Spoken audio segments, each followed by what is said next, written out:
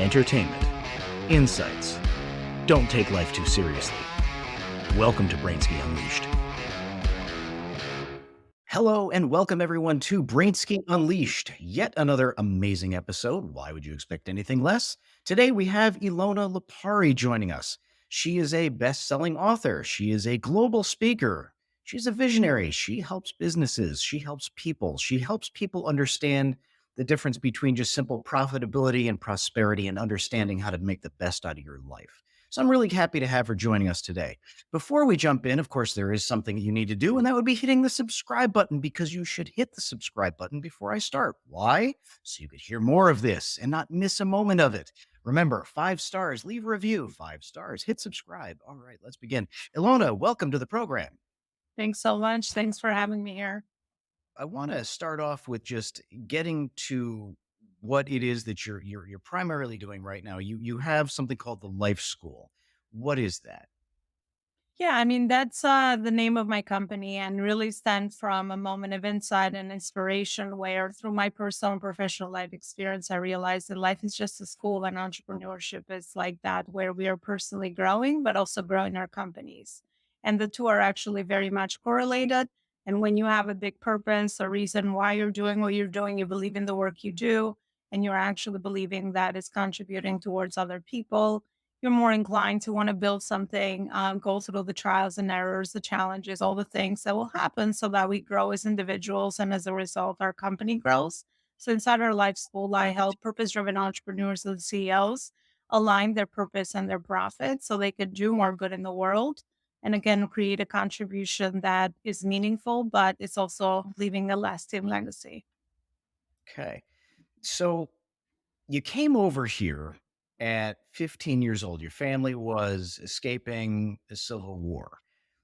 Motivated you to go this direction? Because I mean, when you come to America, America is it's an amazing place. I love my country. I've always loved my country. I've been around the world. I love coming back to my country. You could do anything in this country. What drives you to do what you do? Because even in your past, you had a Fortune 500 executive job, and yet you left that. So what is the driving factor that just pushes you every day? That was just it, right? So I was, instilled and kind of inherited or, nurtured the American dream from my parents because we did escape from a civil war, lack of opportunity. So America always had a big brand name, as the country that obviously opportunities are there and you can be anything that you want to be.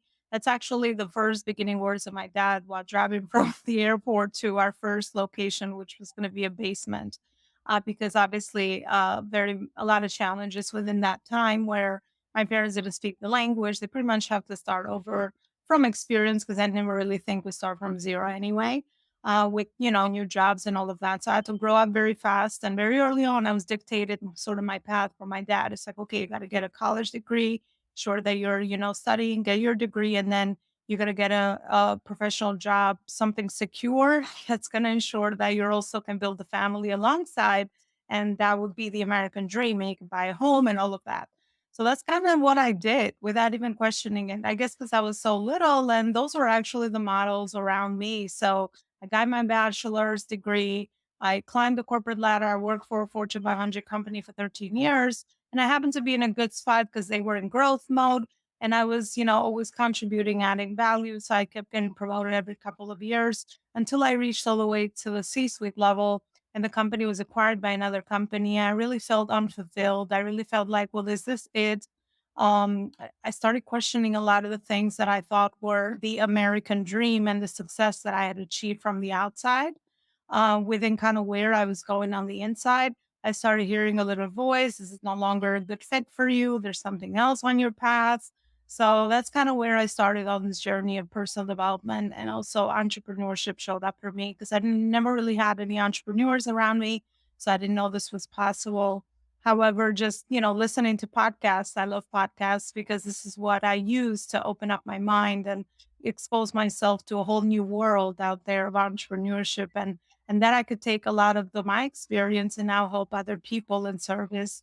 And I had realized two things when I worked for the corporation I worked for is that I was looking for meaning and I was looking for fulfillment, and the only way to get those is if I'm always growing and if I'm always contributing beyond myself. So that's kind of what I said. I said, okay, entrepreneurship should be the next path. So I dived into the journey, and fast forward, I've been an entrepreneur for 5 years. In kind of reviewing your background, as far as all of the different things that you do, one of the things that I sort of keyed on to is something that most businesses really struggle with. You know, anyone that's trying to scale, they need sales. And so many businesses really just don't grasp how to grow sales, how to bring on sales. You have a lot of situations where business owners will try and do the sales themselves, which I think is a big mistake because now they're not focusing, necessarily on the function of the business, but now just on the selling part, and so they could lose sight of everything else. But one thing that you do is you sort of have this you'll do it for them uh, service. And so what is it that you look for if you are trying to help a business bring on a sales guy or a sales team? Like, what do you look for to help other businesses? Yeah, absolutely. It's the nail in the end, right? Because cash flow is the lifeblood of every business. And in order for the business to scale and grow and keep, investing in itself and growing with team and all of that, obviously you need the cash flow piece, which is so important. First, I assess wherever they are in the journey because I do both offer done with you or done for you. If they're looking for help with connecting all the different processes in the company from their marketing, their sales, there are different systems that need to implement and then growing the brand. That's kind of what I do because everything to me, I'm a more holistic approach kind of person. Everything connects together. You can have the sales aspect, the process is in place, but you might not have the marketing. So obviously, you don't have enough traffic of people that you could be potentially talking to.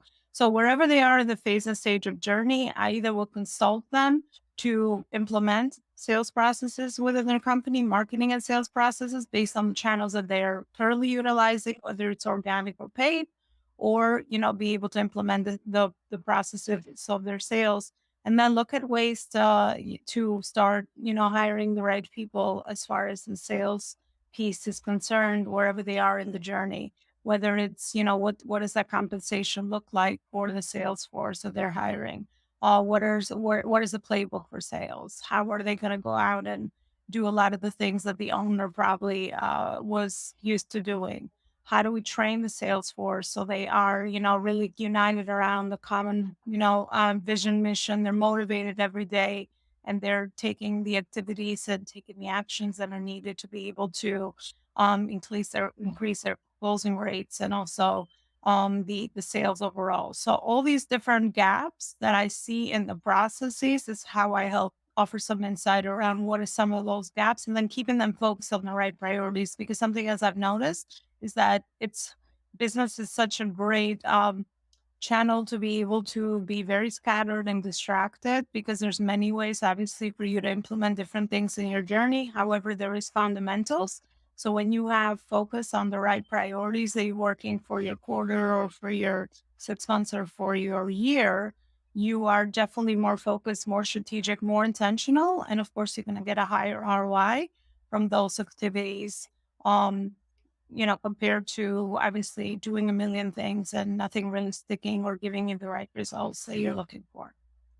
Excellent. So, you just have a new book out. Can you tell us about the book that you just produced? Yeah, this has been an evolution to my journey and also something that I was very strong at when I was a Fortune 500 executive, where I had a team of over 3,500 people. And leadership was something that I did naturally, but I also got a lot of training around that. It's one of those things that is so needed when you are looking to buy back your time as a CEO and when you are now looking to elevate and drive results through other people.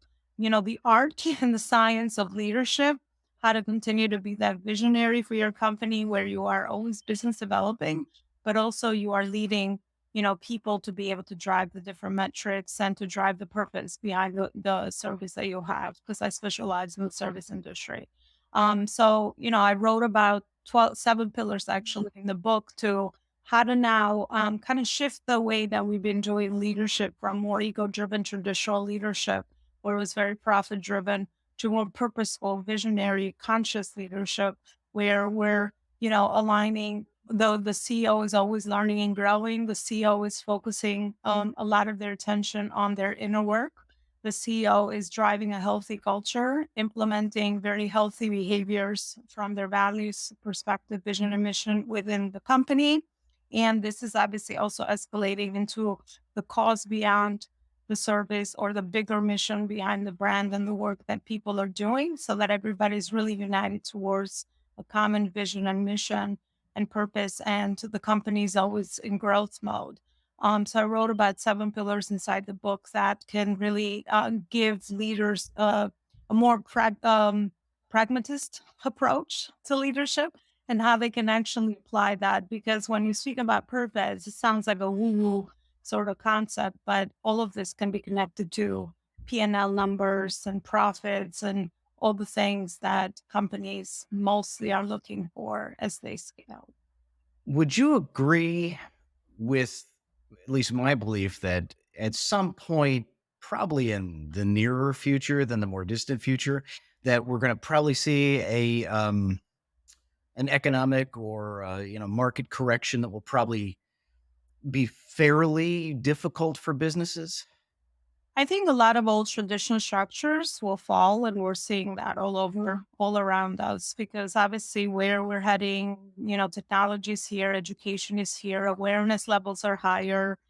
People are understanding that is not just the things they see, it's also the things that we feel, right? The energy and the other things that we can align. So I definitely think that we are heading into more of destruction of old things, even politically and economically, of all the structures that have obviously been placed because they served people for that many years, or maybe they didn't, right? I mean, a lot of us are questioning a lot of old methods of why, were we kind of fed certain things that programmed a certain way in society. But I'm a positive optimist. I think the more information we have, if people really work on some of those inner stuff that we're talking about, we have fresh new eyes to look at opportunities, and we have fresh new eyes to innovate and also look for, things that we could do to continuously improve. Because I do feel like society is always going to evolve. And I do feel like we're going to evolve, in the positive side of things. Because looking back at history, I mean, everything new is always scary and uncertain, but that has to fall before we can build new structures and things that are going to support us with where we're going. Obviously, there's risks with that. I believe in the law of polarity. There's always positive and negative. However, I think we have shown as humans that we are agile and, we always embrace opportunity, and everybody is going to start to look for ways that they can leverage the changes and the things that are in front of us for all of us. So, um, being cautious about the side effects, I am an optimist for what's happening in the future. Yeah, the way I kind of view things is that I do think that we are probably facing, something that's probably not wonderful as far as economics goes. But when you have people like yourself who um, have skill sets, have talents, have a background to make a difference for business owners, for entrepreneurs, for people who may not necessarily even know that they are in the weeds, because at the end of the day, we are all in the weeds in one way or another, and we can't see above it unless somebody else goes, can look at it from above and go, "Hey, here's where you are. Go this way or go that way," and help out. And I encourage my listeners to connect with you, and possibly reach out to you, especially because times will become, a little bit more difficult. And if you've structured yourself for growth and for success, you can survive more difficult times. So it's better to do it now than wait until it's too late. How can people find out about you?